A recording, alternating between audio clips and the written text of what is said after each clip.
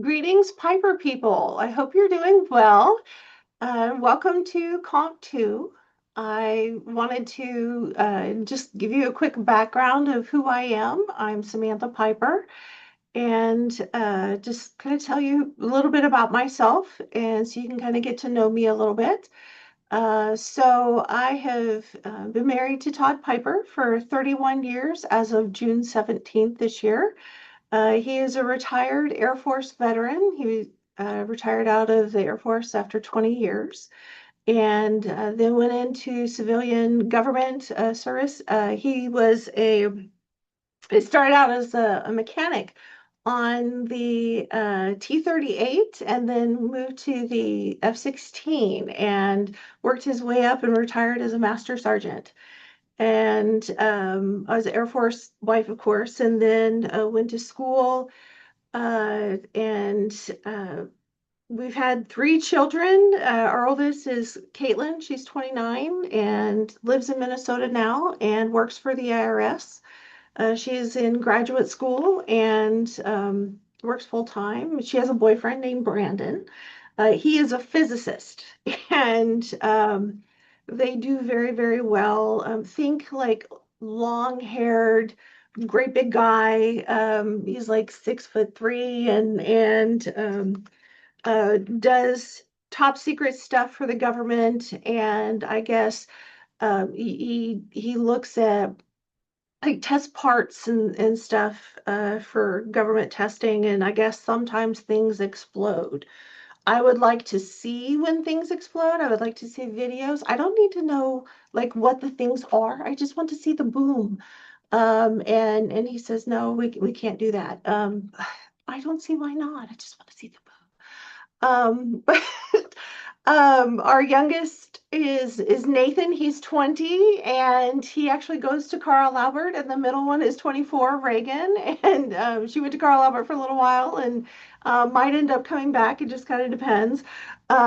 She's thinking about it, and so we have a very close knit family. We like to spend a lot of time together and do a lot of things. We've had a lot of different experiences and we've been stationed at different places. We were stationed in New Mexico. We lived there a couple times, collectively 12 years, and then we moved to South Carolina, lived there like 10 years.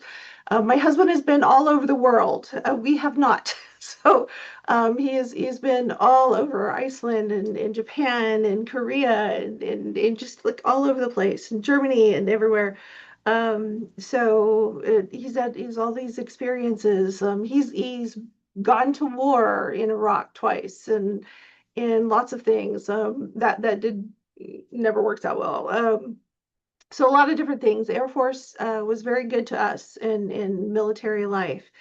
Retirement, he went into civilian service and now works for the city of Fort Smith. When we moved back here to be closer to family, works for the city of Fort Smith and is a fleet supervisor for the city of Fort Smith and came here.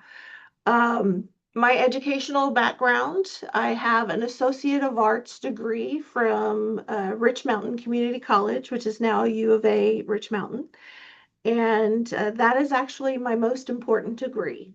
I have two others, but the Associate of Arts degree is my most important one. That is the one that showed me that I'm halfway there. I'm halfway there to the bachelor's degree. I'm halfway there to doing everything. And not only do I really like school, but I'm also really good at it.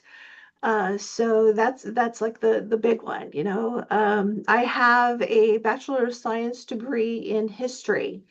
You may not realize, but my first major was actually chemistry. I wanted to do forensic science. This is before CSI and like all the stuff, like before all that stuff was like really cool, right, on TV. I wanted to work for like the FBI and because I love math, I love science, I love like all the cool stuff and doing experiments and everything. I changed my major like three different times. The average is like 5 times for your bachelor's degree in the US. And I changed my major three different times officially. Probably more than that in my head, but I did.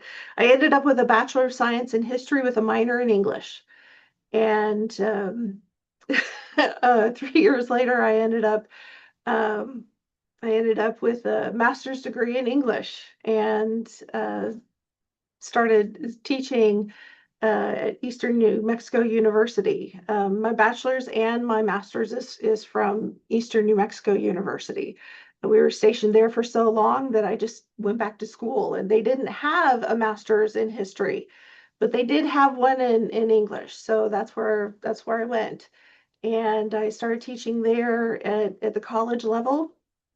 And when my husband got stationed in South Carolina, then I ended up getting a teaching job at Benedict College. Benedict is a historically Black college, and I taught there for over 10 years and loved it. It was phenomenal, phenomenal place. My heart in a lot of ways is still there. I met some absolutely amazing people, and the students were so wonderful. My daughter Caitlin actually went there um, and graduated from there. She has a bachelor's degree, a Bachelor of Arts degree in mass communication. She has a minor in English and a minor in studio art.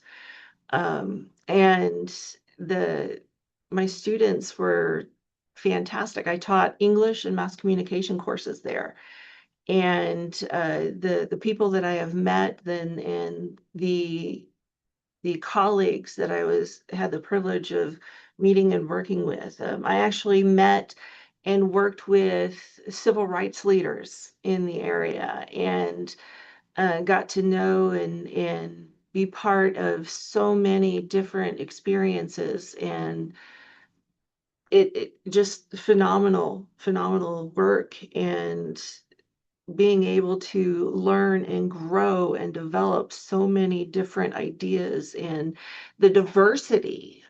We had every year we would have over 200 up to sometimes even 250 international students from all over the world, and not all of them were people of color. Obviously, I'm white, so I learned to be the only white person in the room, and never once did I have a problem with that. And to be able to be that minority and to learn and grow and to have those experiences, um, very profound, very, very profound experience.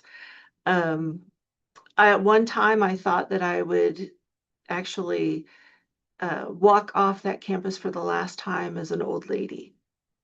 Um, and then my husband wanted to move closer to family. Our parents were getting older, and we thought, they're aging, and they're when your parents get older, you think your parents are going to live forever, and you realize that they won't. He thought, we want to move closer, and I finally agreed. Okay, well, if we can get jobs. Um, and I applied to different colleges, and there wasn't anything available, and then my mother actually said, well, what about Carl Albert? And to tell you the truth, I had forgotten about Carl Albert. And so I looked, and they had a position open, so I applied during the summer. I was teaching at Benedict at summer, and they called the next day, that morning, as I was walking into a summer class, and we'd like to interview you. Like, oh, okay. So I did a Zoom interview, and then I got a job offer by that afternoon. And 2 weeks later, I was moving. So I have been here since 2018. So it has been, this August will be 8 years. And I miss Benedict in a lot of ways, but working at Carl Albert is very similar in many ways. The work, this is probably the hardest job I've ever had in a lot of ways. It's similar and it's different. Of course, it's a 2-year college. I teach English and mass communication courses. I teach lower level courses at Benedict. I also taught at the junior and senior level, but um, it's similar because there is diversity. There are people of color here, just like at Benedict. Um, there's great diversity in language. There's great diversity in ideas and all of those kind of things. And it's really fun to work with different people and being able to talk about different ideas, of course. The demographics might be a little bit different for a race in a lot of ways, but the levels of education are very, very similar to what I had at Benedict College, and the needs are very, very similar to what I had at Benedict College. So that is also really important. Like the politics and of the area, and red states and those kind of things. So it's not dissimilar necessarily from what I had at Benedict College. Of course, the schools and other things are different, but it's been really similar in the ideals and the ideologies and those things, and the dedication to students is very similar. And the faculty, the dedication of the faculty and the administration is similar. So, it's kind of like I left one home to come to another home, and that has been really a blessing. So being able to have that has been has been really special, So I could be here and uh, haven't felt like I've missed out, so to speak. So that's been really good, and I've had an opportunity to learn and grow in a different way. Um, I have I have the privilege of working with amazing people every single day, and I can walk into the classroom and know that I'm going to have fun. And of course, the faculty and staff are pretty cool too. But I know that every single day is going to be a new adventure, and that is always a wonderful thing. And whether it's an online classroom or an in-person classroom, I know it's going to be wonderful. So I look forward to working with you guys. I look forward to learning and growing with you. And I know that this is going to be a great, great course. So, guys, if you have any questions or concerns or anything, or if you just want to say hi, feel free to contact me anytime. I'm always open to working with students and talking with you. And um, I know it's going to be a special time because you guys are great.